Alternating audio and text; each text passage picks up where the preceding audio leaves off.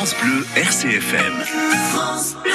RCFM, Christina Luzzi, les experts.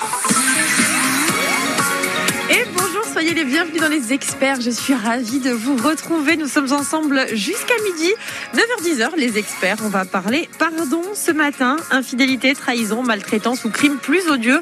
Pour certaines victimes, le pardon révèle de l'impossible. Pour d'autres, il est une nécessité dans leur reconstruction. Peut-on vraiment tout pardonner ? C'est la question que l'on va se poser ce matin.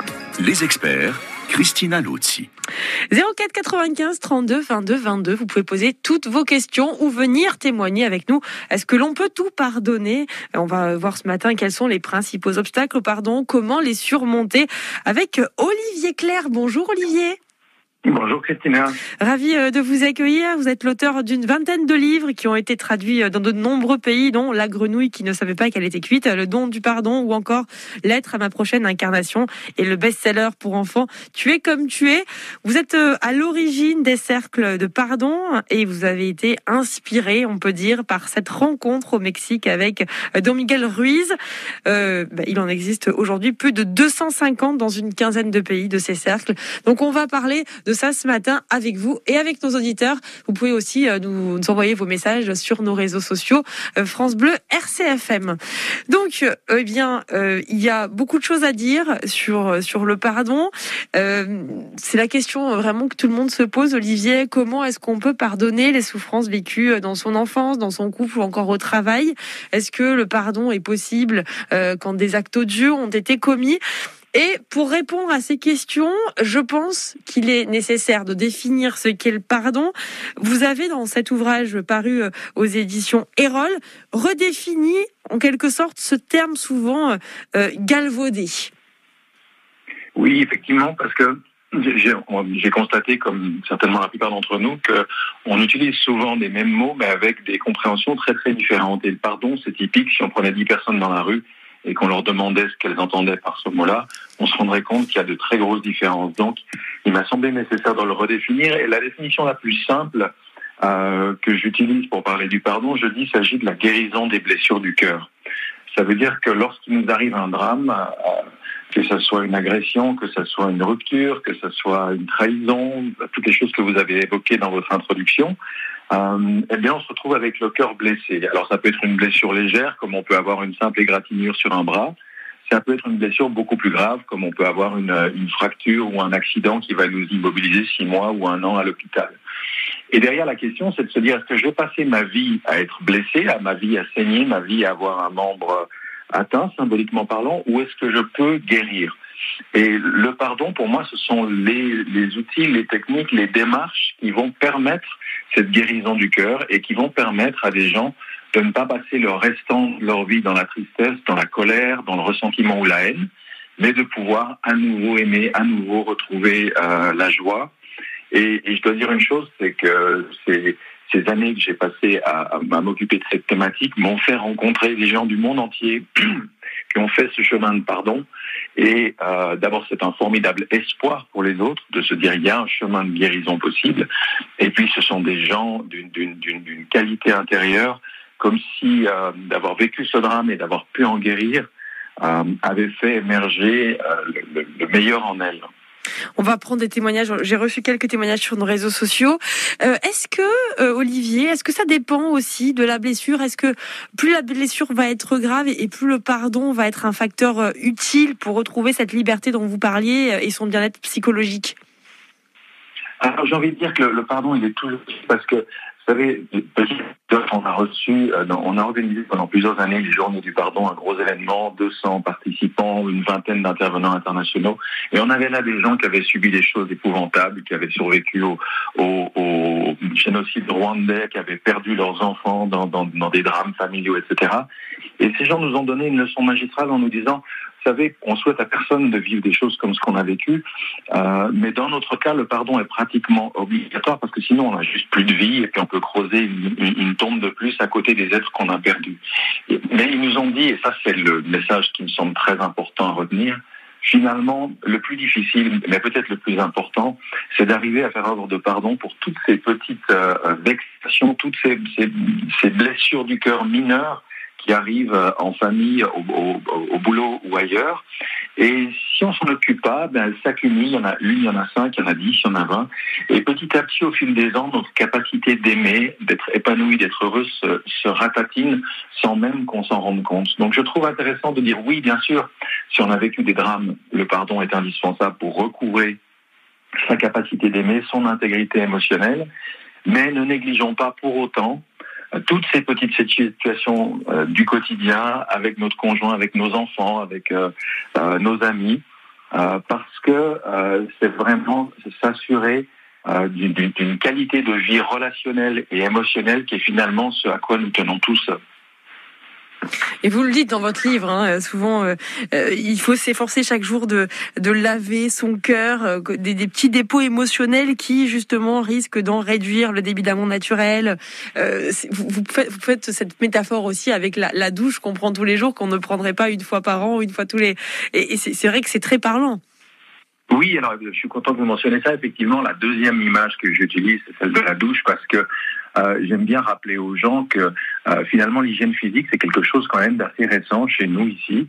Il n'y a pas très longtemps que les gens utilisaient plus de parfum que de savon. Il a vraiment fallu une éducation pour arriver à déployer l'hygiène. Et je rappelle aussi que l'hygiène a été un des plus grands facteurs d'amélioration de la santé de ces derniers siècles. Et moi, je pose la question de dire, mais est-ce qu'il n'y a pas une hygiène émotionnelle nécessaire ? Est-ce qu'on ne laisse pas mariner dans notre cœur des vieilles rancunes, des vieilles détestations, des vieux chagrins, et qui finalement nous empoisonnent l'existence ? Et quand je dis empoisonne, c'est pas juste une métaphore, c'est une réalité. Parmi les invités que nous avons eus aux Journées du Pardon, nous avons eu le docteur Fred Luskin, qui est un peu Monsieur Pardon à l'université de Stanford aux États-Unis. Et lui a mené des recherches, il continue d'ailleurs depuis fort longtemps sur le pardon, qui montrent que l'incapacité à pardonner, finalement, va pénaliser la personne elle-même. C'est-à-dire qu'elle va progressivement cristalliser toutes sortes de pathologies, aussi bien digestives, musculaires, des blocages dans les articulations, mais aussi différents types de tumeurs jusqu'à des cancers. Parce que lorsqu'on garde rancune, en français on dit garder rancune, ça veut dire je garde quelque chose à l'intérieur de moi qui m'intoxique et m'empoisonne. Et Fred Luskin dit en moyenne, ces gens-là vont vivre 5 ans de moins que les personnes qui arrivent à pardonner. Alors je dis ça sans aucun jugement pour ceux et celles d'entre nous qui ont des difficultés, parce qu'on en est tous là, et que si on ne nous aide pas et que si on ne nous donne pas des clés, c'est aussi difficile de cheminer vers le pardon que de cheminer vers la guérison sans l'aide d'un thérapeute, d'un médecin, de quelqu'un qui est qualifié pour cela. Vous prenez une troisième métaphore dans votre livre, c'est, pour parler du pardon, c'est la résurrection de l'amour. Oui, c'est aussi une métaphore forte, mais qui m'a été inspirée par la rencontre des gens que j'ai croisés et qui ont, comme je disais tout à l'heure, vécu des drames. C'est-à-dire ce sont des gens où à un moment quelque chose est littéralement mort à l'intérieur.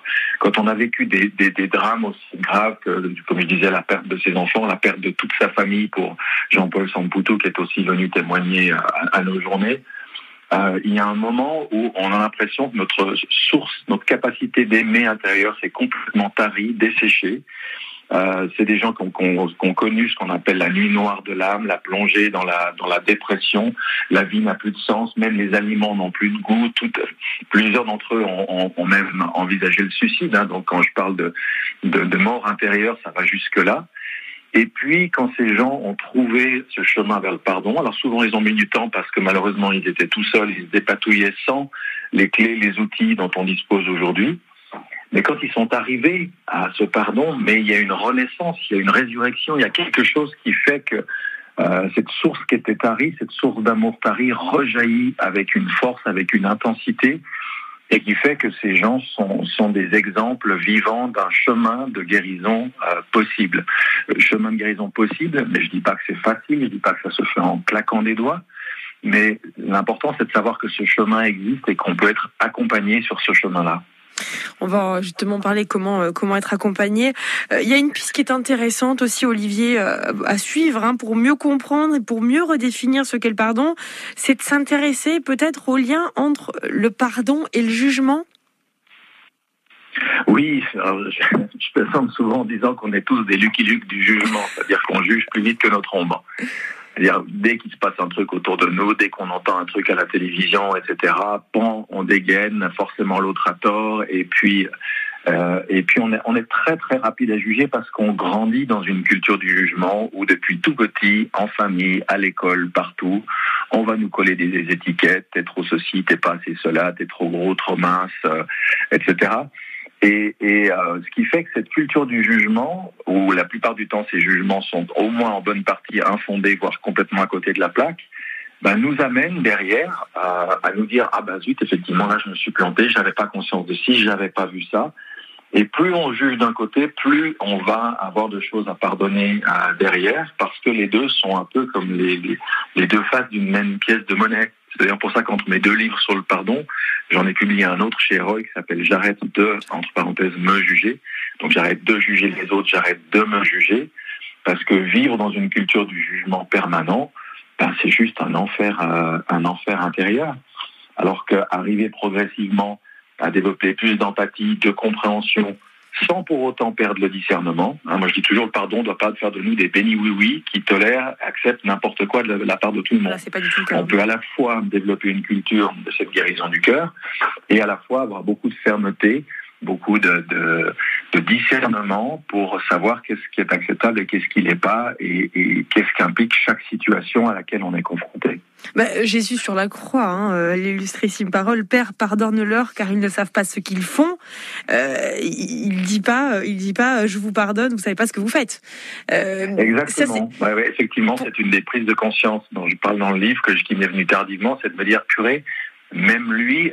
Il juge personne. D'ailleurs, il y a un autre endroit dans les évangiles où il dit moi je ne juge personne et je trouve ça intéressant. Ça veut dire je remets finalement le jugement et le pardon à plus grand que moi dans une posture qui est une posture d'humilité. Et pour moi, il n'y a pas de pardon véritable sans humilité. C'est-à-dire, le pardon qui vient du mental, de l'intellect, le pardon jugeant, le pardon condescendant, dans ma grande magnanimité, je veux bien te pardonner, toi, petit être qui a fauté contre moi. Ça, j'y crois pas 3 secondes. C'est pas un pardon, c'est de la condescendance. Et il faut certainement pas confondre les deux. On va prendre notre premier invité ce matin. Vos questions, les réponses de nos experts sur RCFM. Alex, bonjour. Oui, bonjour à tous les deux. Voilà, moi je voudrais poser une question bien précise qui, en ce moment, est très souvent d'actualité. Alors, je m'explique. Quand il y a, je dirais en quelque sorte, non pas un pardon, mais non pas un esprit de revanche non plus, mais quand il y a de la haine. C'est-à-dire quand un père ou une mère sont assassinés, la femme tue le mari ou le mari tue la femme. Comment peut-on pardonner ce genre de fait, d'autant plus qu'il y a des enfants qui restent?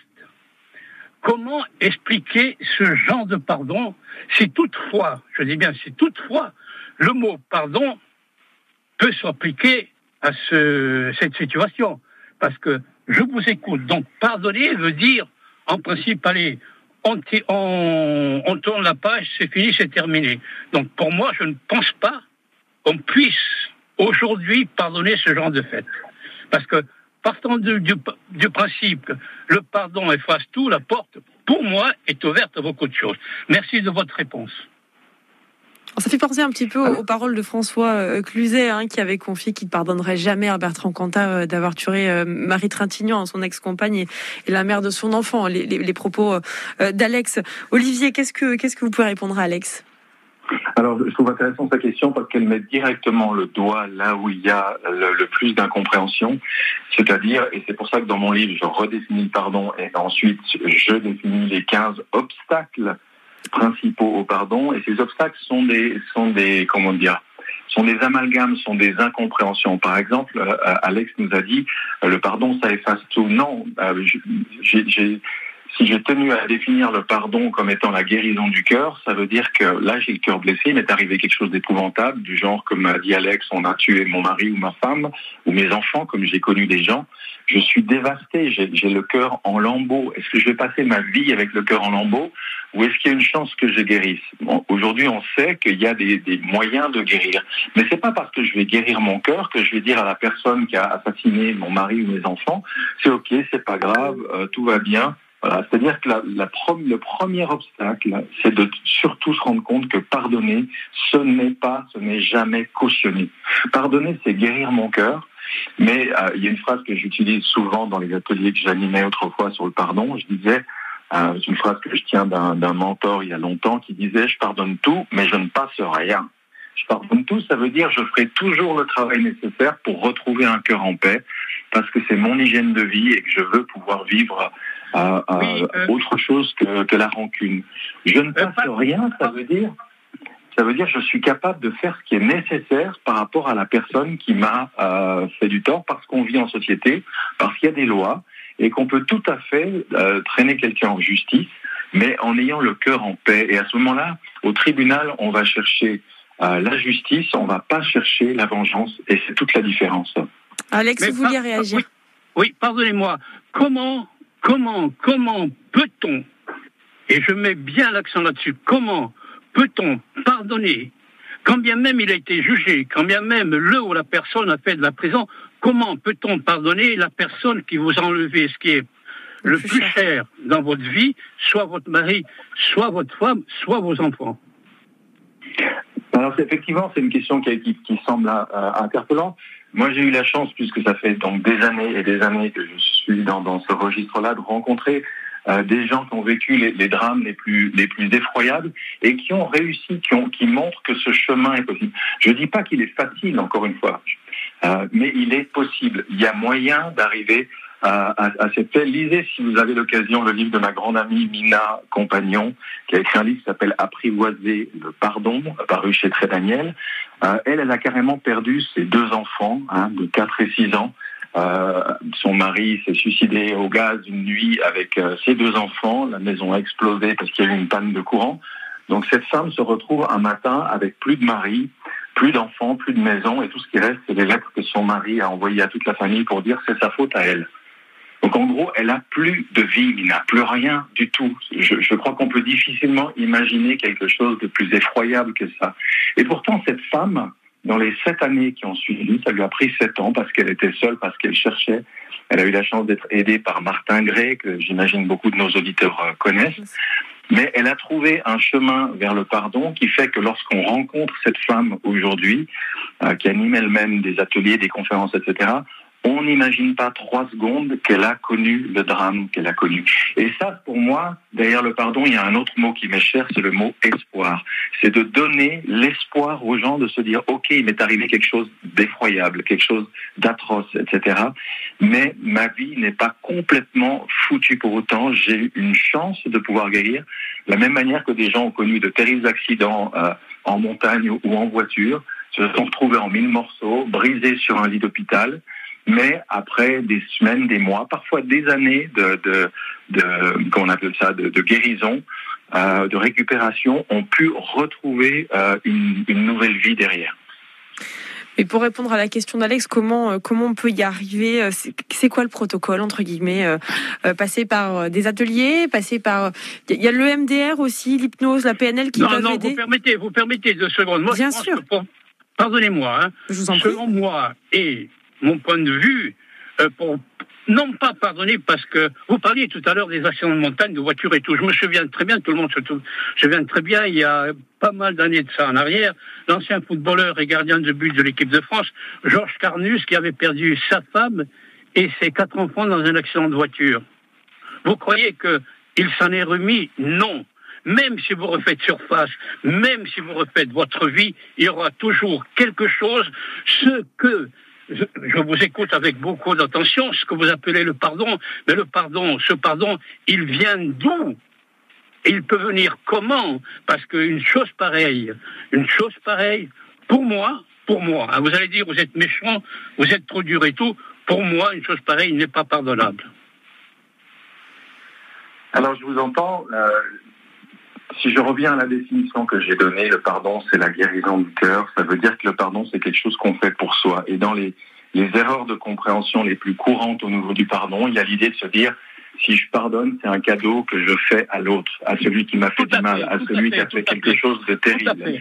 À partir du moment où on comprend que le pardon, c'est quelque chose qu'on fait pour soi, c'est de se dire, ok, là, je suis dévasté, je vais faire tout ce qu'il faut pour me guérir. Et lorsque j'aurai réussi à cette guérison, ben là, je m'occuperai de voir ce qu'il est juste. Là, on parle de la justice. Ce qu'il est juste de faire par rapport à l'agression. Mais ce sont deux choses différentes. La personne qui dit « je ne pardonnerai jamais », ce qu'elle est en train de dire, c'est « je vais continuer de souffrir, je vais continuer d'avoir mal. On m'a cassé le bras, je vais garder le bras cassé toute la vie, je ne vais pas le plâtrer, je ne vais pas le guérir. » Il y a une incompréhension fondamentale, c'est de se rendre compte que lorsqu'on ne pardonne pas, la seule personne qu'on punit, c'est soi-même. C'est soi-même qu'on empoisonne, c'est sa propre vie, et pas seulement soi-même, mais sa femme, ses conjoints, ses proches, parce que quelqu'un qui est dans la rancune, le ressentiment, la haine, non seulement s'empoisonne lui-même, mais empoisonne tous ses proches avec cet état intérieur dévasté dans lequel il se trouve. Donc, choisir ce chemin-là, c'est choisir sa propre guérison et c'est choisir d'offrir à son conjoint, à quelqu'un de plus heureux, épanoui, à ses enfants, un père ou une mère qui a retrouvé la joie de vivre, à ses collègues, ses voisins, etc., quelqu'un qui a réussi à se reconstruire. Et c'est pour ça que pour moi, c'est un enjeu fondamental, parce que si on vit dans une société où on est tous des estropiés du cœur, eh bien, cet état intérieur que nous avons va nuire à l'ensemble de nos relations. Il y avait un documentaire qui avait été réalisé, alors je trouve plus le nom, mais c'était le chemin d'une femme vers le pardon finalement qu'elle voulait accorder à l'homme qui avait assassiné son fils et qui attendait dans le couloir de la mort. C'était assez bouleversant et elle racontait justement en être sortie finalement fière et apaisée. Est-ce que tout le monde peut être capable de ça? Je rebondis justement sur les propos d'Alex. Alors, tout le monde, c'est toujours une question difficile. Parce qu'on a tous des histoires différentes, on a tous des résistances, des capacités, des sensibilités qui sont différentes. Moi, ce que je vois avec un recul quand même aujourd'hui d'une quinzaine d'années, c'est qu'il y a un chemin et que là où des gens tout seuls, sans moyens, sans méthode, vont passer des années, parfois des décennies à souffrir, à avoir mal, à pas pouvoir se remettre d'un drame qu'ils ont vécu, ceux et celles à qui on dit, voilà les outils qui existent. Pourquoi est-ce qu'on a organisé les journées du pardon avec ma femme pendant 4 ans? Simplement pour faire un grand buffet, dégustation, en disant, voilà toutes les méthodes qui existent. Il y en a des laïques, il y en a des religieuses, il y en a qui se font en groupe, il y en a qui se font toutes seules.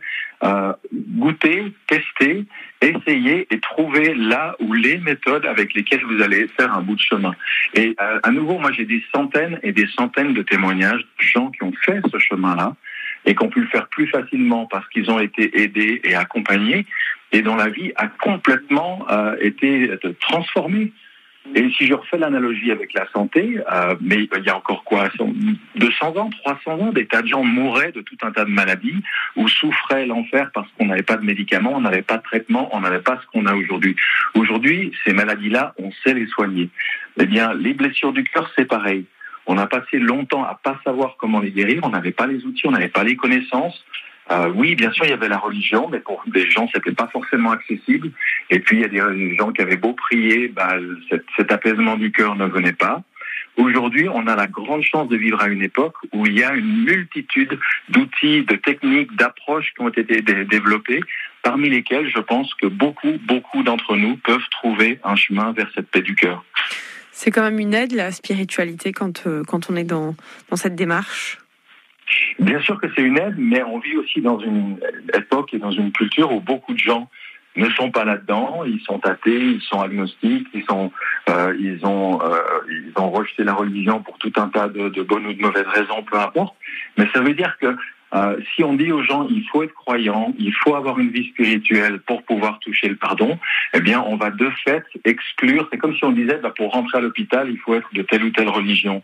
Ça serait dramatique. Heureusement que l'hôpital soigne les gens sans leur demander quelle est leur confession. Mais c'est vrai que quand les guérisons du cœur, elles sont accessibles à tous, sans que ça nécessite une vie spirituelle. Mais je vous rejoins, bien sûr, lorsqu'on a une vie spirituelle, c'est une aide considérable pour cheminer vers cette guérison. On va en parler justement avec Eliane tout de suite.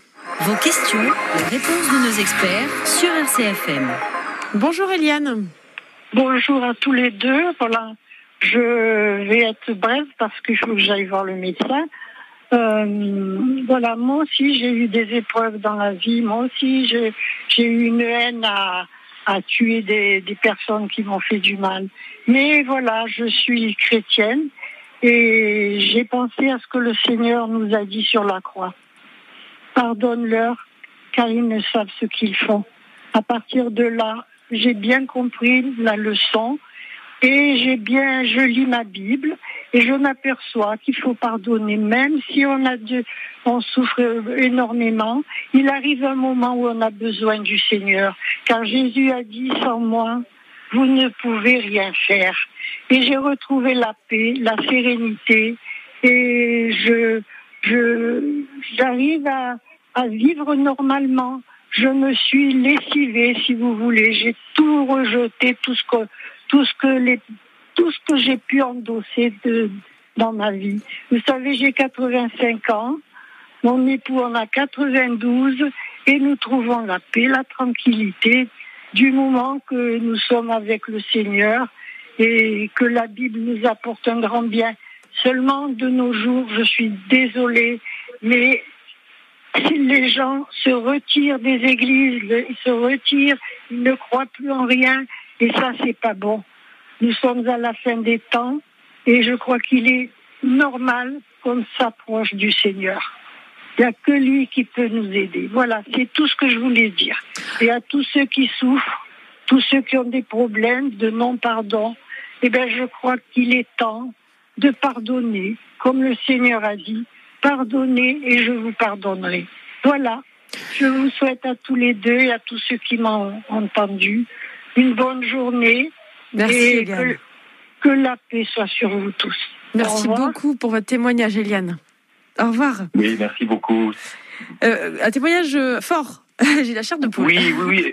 Et parmi les gens qu'on a fait venir, encore une fois, ces fameuses journées du pardon, on avait des représentants de diverses traditions religieuses, notamment évidemment chrétiennes, puisque, comme on le sait, le pardon joue un rôle prépondérant dans la religion chrétienne. Mais on a aussi eu des gens, d'autres traditions religieuses ou spirituelles. Et c'est vrai que ça peut être un secours énorme, ne serait-ce que parce que la spiritualité, la religion développe en nous une qualité essentielle à la mise en œuvre du pardon, qui est l'humilité. Je disais tout à l'heure, il ne peut pas y avoir de vrai pardon dans l'orgueil, dans le jugement, dans le sentiment de supériorité. Donc les gens qui ont une vie spirituelle sont déjà reliés à plus grand que soi, qu'on appelle ça Dieu, qu'on appelle ça la source, l'univers, etc. Et donc la capacité à s'ouvrir à plus grand que soi est une aide importante. Mais ce que j'ai envie d'ajouter et qui me semble très intéressant, c'est qu'autrefois, on ne pouvait avoir accès au pardon que à travers la religion. Oui. En gros, si quelqu'un n'était pas dans une religion, c'est comme si le pardon, c'était pas pour lui, pas pour elle. Il y a beaucoup de gens qui ont encore cette erreur de compréhension à croire que le pardon, c'est un vieux truc qui serait bon pour les religieux. Moi, ce que j'observe aujourd'hui, et je trouve ça magnifique, c'est que beaucoup de gens qui font le chemin inverse, c'est-à-dire qui commencent par mettre en œuvre les méthodes qui sont proposées pour cheminer vers le pardon, eh bien, très souvent, lorsqu'ils vont toucher cette guérison du cœur, il y a une ouverture intérieure qui se fait. Il y a une ouverture spirituelle. Il y a un moment où on touche cette dimension d'amour inconditionnel qui va au-delà de la haine, du jugement, de la séparation, etc. Et dans ce moment-là, il y a une ouverture qui va souvent amener des gens qui jusque-là n'étaient pas forcément branchés spiritualité, avaient peut-être rien lu, rien entendu là-dessus, va les amener à tout d'un coup s'ouvrir, à chercher un support spirituel dans des livres, dans des choses pour mettre des mots, mettre une compréhension sur quelque chose qu'ils ont d'abord vécu. C'est-à-dire vivre cette résurrection du cœur, cette résurrection de l'amour qu'est le pardon, c'est souvent une des portes d'entrée les plus directes qui soient vers une spiritualité qui est plus quelque chose d'intellectuel, mais quelque chose de vécu avec tout son être, sa tête, son cœur et jusqu'à son corps physique. On va accueillir notre troisième auditeur de ce matin. Vos questions, les réponses de nos experts sur RCFM. Bonjour Ilham. Bonjour. Ilham, vous vouliez réagir au propos d'Alex. Oh oui, je voulais un peu réagir sur le propos d'Alex et confirmer que quelque part, on peut pas. C'est pas qu'on peut pas pardonner vraiment. Même si on pardonne, c'est très très difficile d'oublier certaines choses, surtout les actes qui sont de violence conjugale, intrafamiliale. Donc c'est parce que moi j'ai un regard autre qu'une femme qui a été victime de violence conjugale, qu'une enfance, on va dire malheureuse. J'ai un regard, c'est-à-dire que les oubliés de tout ça, ce sont les enfants. De l'autre côté, il y a des enfants qui ont été vraiment, qui ont vécu ça avec leurs parents, et on n'accorde pas trop vraiment d'attention. Je ne sais pas si mes enfants pourront oublier un jour, pourront pardonner, mais c'est un chemin qui est très très long, qui est difficile. Moi, je me suis battue vraiment toute seule jusqu'à maintenant. J'ai consulté un psychiatre qui m'a pas proposé autre chose qu'un traitement médicamenteux qui m'a pas vraiment aidé. La psychologue non plus. J'ai consulté des hypnothérapeutes. D'hypnose. Est-ce que vous avez essayé le MDR, Ilham ? Le MDR, honnêtement, moi non. Mais alors, on va faire une émission justement demain sur le MDR. On va faire une émission demain avec le docteur Marx sur le MDR. Moi, j'ai pu tester personnellement le MDR et c'est très très très efficace. Je ne sais pas si Olivier veut réagir là-dessus. Alors, d'abord, par rapport à ce que vient de dire Ilham, ce que je trouve intéressant, c'est qu'effectivement, elle met le doigt sur l'un des autres obstacles au pardon, à savoir l'idée que si on a pardonné, on doit oublier. Et qui est très courante en anglais parce que les deux verbes sont très proches, forgive, forget. En fait, ce sont deux choses complètement distinctes, et si je peux me permettre une pointe d'humour, c'était Jacques Chirac qui disait « Je ne suis pas rancunier, mais je ne suis pas amnésique non plus ». C'est-à-dire qu'il s'agit de deux choses différentes. Pardonner, c'est pas oublier. Pardonner, c'est faire en sorte que le souvenir que l'on garde d'un événement ne soit plus un souvenir douloureux. C'est comme, si vous voulez, quand on a une plaie, la plaie, si on la touche, ça fait mal. Et puis, lorsque la plaie est cicatrisée, il reste une trace. La cicatrice, c'est le souvenir, symboliquement parlant, mais si on touche cette cicatrice, ça fait plus mal parce que les chairs se sont ressoudées, parce qu'on a retrouvé son intégrité physique.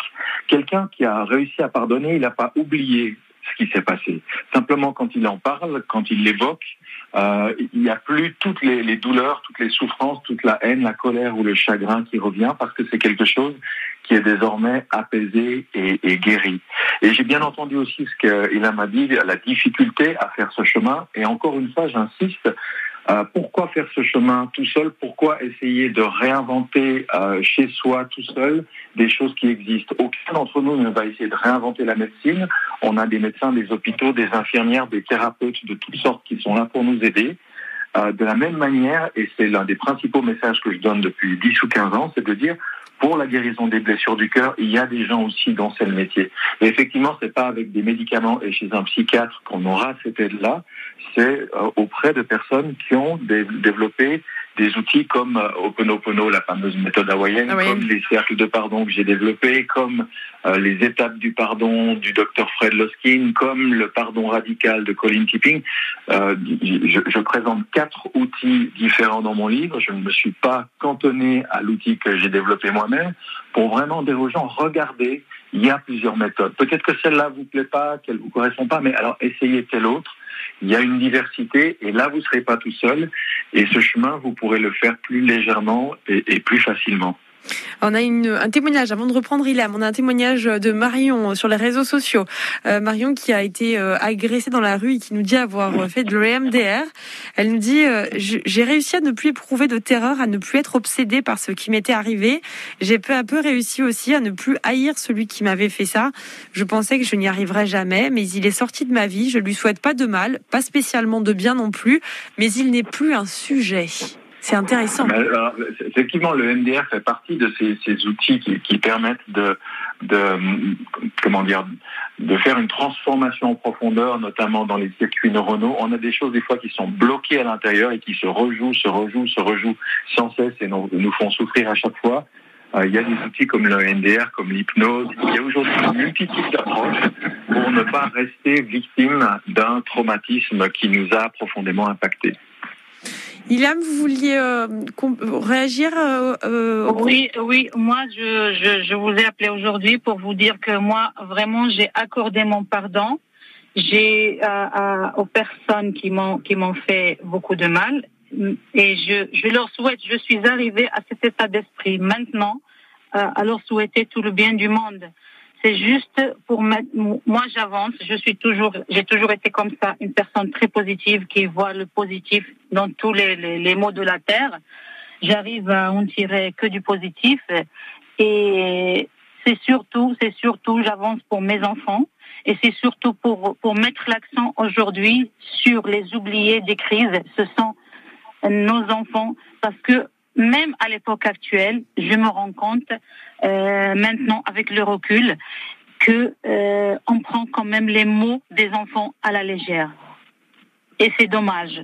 C'est dommage, c'est des adultes, des futurs adultes qu'on est en train de faire souffrir, et c'est vraiment dommage de passer à côté de choses qu'on peut faire à l'heure actuelle qui ne nous coûtent presque rien ou qui nous coûtent peu de choses, et par contre à l'avenir ça va nous coûter énormément. Merci beaucoup Ilham pour votre témoignage, et courage à vous. Je vous en prie. Merci, bonne journée. Merci pour toutes vos ondes positives, c'est très important d'être positif, Olivier.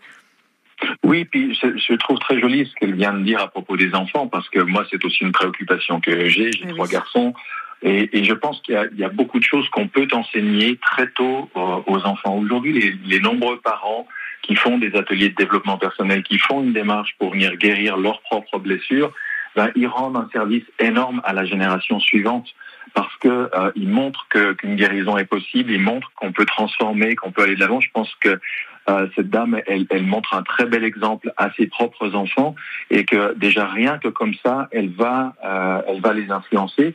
Il existe aujourd'hui d'ailleurs des ateliers, des retraites qui sont faites pour les jeunes, pour leur donner le plus tôt possible ces outils, de manière à pas traîner pendant des années ou des décennies des problèmes non réglés.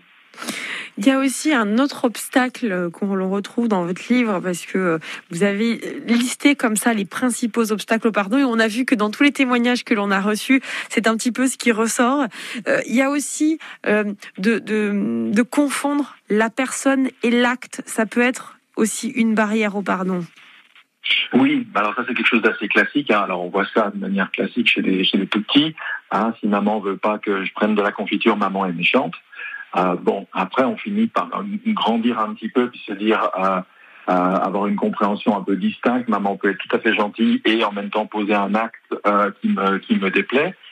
Mais malheureusement, même adulte, excusez-moi, le réflexe revient parfois. D'ailleurs, quand on qualifie quelqu'un par exemple d'assassin, ça veut dire que on identifie cette personne à un de ses actes, comme si de toute sa vie, tout ce qu'elle avait fait, c'était juste ça. En réalité, cet homme, cette femme est quelqu'un, un être humain comme moi, qui a à un moment commis un acte terrible, répréhensible, mais identifier cette personne à cet acte, ça va nous empêcher de faire œuvre de pardon, parce qu'on aura l'impression qu'il n'existe que cette dimension-là chez l'autre. À partir du moment où on se dit, il y a un homme, une femme qui a commis un acte terrible, mais qui fondamentalement aspire autant au bonheur, à la santé, à l'épanouissement que moi, mais qui à un moment s'est retrouvé dans une situation d'avoir commis quelque chose de terrible, eh bien je peux à la fois faire œuvre de pardon par rapport à cet acte-là, et puis en même temps, si nécessaire, faire œuvre de justice, parce que si on a des polices, des tribunaux, des choses comme ça, c'est parce qu'il y a besoin aussi d'éviter que des actes se répètent. Le pardon doit jamais, mais vraiment jamais, être l'occasion de cautionner et de laisser la porte ouverte à quelqu'un de recommencer. Si quelqu'un m'agresse et que je lui pardonne, me réagresse et que je lui pardonne, etc., à un moment, il y a quelque chose qui ne va pas. Il faut que je sois capable de pouvoir porter plainte, de faire ce qu'il faut pour retrouver le cœur en paix, mais de faire ce qu'il faut pour me protéger moi et pour protéger la société aussi. Et dans son best-seller mondial d'ailleurs, les 4 accords Toltec dont Miguel Ruiz dit « Quoi qu'il arrive, n'en faites pas une affaire personnelle ». C'est important ça, j'insiste bien là-dessus, c'est un petit peu ce que vous disiez. Il faut finalement s'émanciper de l'opinion négative qu'on peut avoir d'autrui. Oui, alors ça me fait plaisir que vous mentionniez Miguel Ruiz et son fameux livre, parce que effectivement cet accord-là, le deuxième, quoi qu'il arrive, n'en fait pas une affaire personnelle, prend pas les choses personnellement. Il n'est pas facile à mettre en œuvre, mais il nous permet de comprendre que très souvent, les gens qui nous agressent, qui nous en veulent, en fait, projettent sur nous des tas de choses qui sont liées à leur enfance, à des drames qu'ils ont vécus, etc., et qui rejouent à travers nous, mais qui n'ont pas grand-chose à voir avec nous. Si cette personne-là me voyait vraiment tel que je suis, dans toutes mes dimensions, dans ce qui m'anime, dans mon cœur, mes aspirations, etc., elle ne serait pas en train de me taper dessus, elle ne serait pas en train de me faire du mal. Mais cette personne, en réalité, ne me voit pas. Je suis qu'un support à la projection de toutes ces problématiques non résolues qu'elle a en elle. C'est des choses qu'on connaît bien aujourd'hui dans le monde de la psychologie, de la psychothérapie, ces phénomènes de projection. Mais il faut petit à petit arriver à les intégrer. Je peux pas m'empêcher de vous évoquer un couple d'amis que j'adore, qui ont les deux 70 ans aujourd'hui, et elle nous racontait que de temps en temps, quand son mari s'en prend à elle, en commençant à lui dire « oui, puis t'es comme ci, comme ça, etc. », elle se retourne à 180 degrés, puis elle dit « ah, écoute, je sais pas à qui tu parles, mais elle est pas là. » J'adore ça parce que en plus, ça désamorce complètement le truc entre eux, ça les fait éclater de rire tous les deux. Mais c'est juste une façon jolie, humoristique et pleine de bon sens de lui dire là, tu es en train de balancer plein de trucs sur moi, mais ça n'a rien à voir avec moi. Moi, je suis pas comme ça. Moi, je suis pas cette espèce de personnage diabolisé que tu es en train de me projeter dessus. Et dans les agressions, dans ce qui se passe aussi bien dans les familles, dans les couples ou ailleurs, on est étonné de voir combien ces histoires de projection se jouent et se rejouent, et que tout d'un coup, à travers telle femme, on va voir la mère avec laquelle on a eu des problèmes non réglés, ou une ex, ou je sais pas quoi. Et cette superposition d'une personne réelle avec nos problèmes non réglés, amène beaucoup de ces drames et de ces confusions. On arrive pratiquement déjà à la fin de cette émission. Je suis désolée pour les personnes qui attendent au standard. On va pas pouvoir prendre tout le monde, malheureusement. On va arriver à la dernière question. Peut-on tout pardonner? Alors, on a évoqué quelques obstacles comme ça. Il y en a d'autres, que l'on peut retrouver dans votre dernier livre aux éditions Erol. Peut-on tout pardonner? Les principaux obstacles au pardon et comment les surmonter? Pardonner, finalement, c'est se faire un cadeau à soi-même, Olivier. Oui, alors pourquoi j'ai posé ce titre, peut-on tout pardonner? Parce que c'est la question qu'on m'a posée 15 000 fois sur les 15 dernières années, et que pour moi, cette question, elle est déjà mal posée. C'est-à-dire, la vraie question, c'est pas de savoir est-ce que je peux pardonner à Saddam Hussein, à Hitler, à un violeur, à un pédophile ou à un terroriste. La vraie question, et la question qu'on se pose tous, c'est est-ce que je peux guérir? Est-ce que je peux retrouver un cœur qui aime? Est-ce que je peux retrouver mon intégrité émotionnelle de manière à connaître l'amour et la joie? C'est ça la vraie question. Et la réponse à cette question, elle est oui, il y a un chemin de guérison possible. Et puis la deuxième question qu'il faut se poser derrière, c'est qu'est-ce qu'il est juste de faire par rapport aux gens qui ont fait du mal? C'est-à-dire, à la fois, pour moi, c'est la question de la guérison du cœur, et pour l'autre, c'est la question de qu'est-ce qui est juste, parce qu'on vit dans un monde, comme je disais, avec des lois, et qu'on ne peut pas laisser faire tout et n'importe quoi. Donc, on part de cette question, peut-on tout pardonner, pour arriver à la fin du livre à deux autres questions. C'est 1, est-ce que je peux guérir? 2, qu'est-ce qui est juste de faire par rapport à la personne qui m'a fait du mal? Un ouvrage que je vous recommande aux éditions Erol. Olivier Clerc, peut-on tout pardonner? Les principaux obstacles au pardon et comment les surmonter. Merci beaucoup, Olivier, d'avoir été notre invité ce matin. C'est déjà la fin de cette émission que vous pouvez retrouver en podcast sur notre site internet Bleu RCFM. Et puis demain, on en a parlé, on a un petit peu évoqué EMDR avec le docteur Marx entre 9h et 10h dans Les Experts. Vous pouvez d'ores et déjà commencer à nous envoyer vos témoignages si vous avez déjà pratiqué, et puis aussi vos questions en message privé. France Bleu RCFM.